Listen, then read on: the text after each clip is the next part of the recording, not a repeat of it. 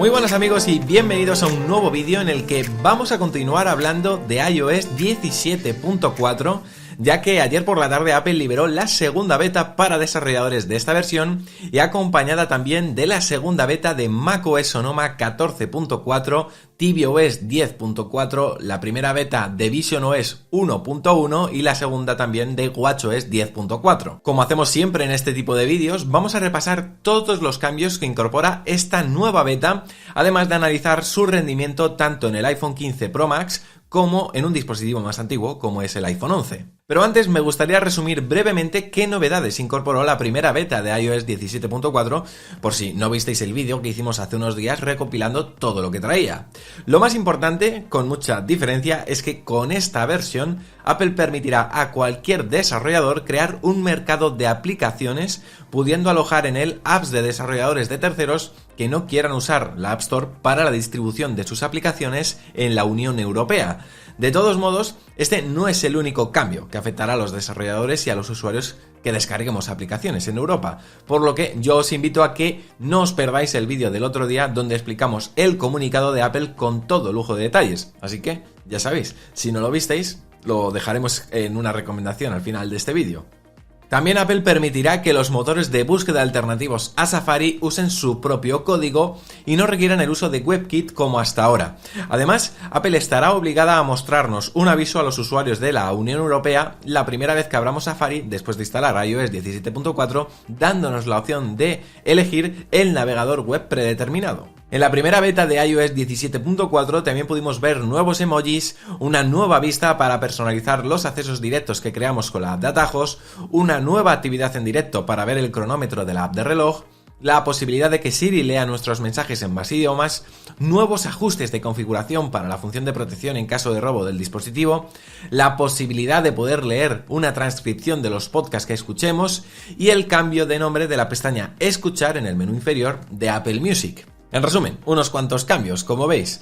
Así que nada, poneos cómodos porque comenzamos el repaso a todas las novedades de esta segunda beta de iOS 17.4. La beta 2 ha pesado 970 megas en mi iPhone 15 Pro Max y unos 700 en mi iPhone 11, por lo que su peso ha estado más o menos en consonancia con lo que pesan este tipo de betas. El número de compilación es el 21E5195E.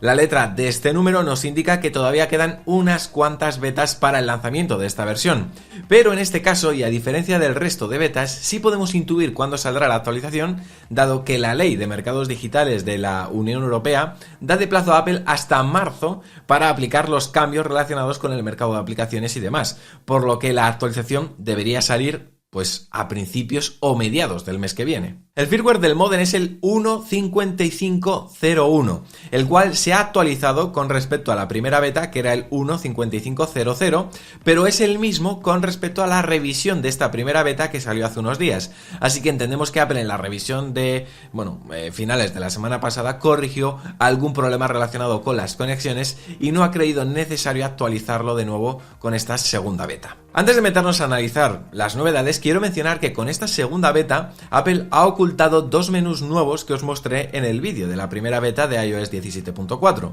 El primero es el identificador de región, que estaba abajo del todo dentro de la pestaña Información en los ajustes generales del iPhone. Ahora, si vamos a esta parte, podemos ver cómo, este ya no aparece. Y el otro menú que ha desaparecido es el que nos permitía controlar en los ajustes de privacidad las apps que tenían acceso a la tecnología sin contacto y NFC. Y es que ahora con la nueva ley de mercados digitales de la Unión Europea, Apple está obligada a permitir que las aplicaciones de terceros, como por ejemplo las aplicaciones bancarias, puedan acceder a este tipo de tecnología. La primera novedad que quiero compartir con vosotros es un nuevo widget que podremos añadir a nuestra pantalla de inicio relacionado con la app de reloj. Y es que ahora Apple nos permitirá poder usar este widget que, nos muestra un reloj digital marcando la hora de la ciudad que hayamos seleccionado. Si yo lo añado y pincho sobre él, podré elegir la ciudad que me interese y convertirá la hora automáticamente. A mí, por ejemplo, me viene de perlas para conocer la hora que tiene Fabián en este momento, que, ya sabéis, él vive en Argentina. Si nos vamos a los ajustes de privacidad y seguridad y bajamos un poco, ahora veremos un nuevo apartado que nos permitirá controlar las aplicaciones que han solicitado la capacidad de ver para qué sitios web y aplicaciones hemos guardado las claves de acceso. Precisamente aprovecho para comentar que Apple actualizó ayer su artículo de soporte sobre las llaves de seguridad para el ID de Apple para anunciar que a partir de Windows 15 o posterior ya se pueden usar llaves de seguridad físicas configuradas para proteger nuestra cuenta de Apple. Nada más instalar esta segunda beta, también vi nuevas pantallas de bienvenida al abrir por primera vez 3 apps en particular. La primera de ellas, la App Store. En esta explica cómo la App Store es un lugar de confianza para descubrir apps y juegos increíbles.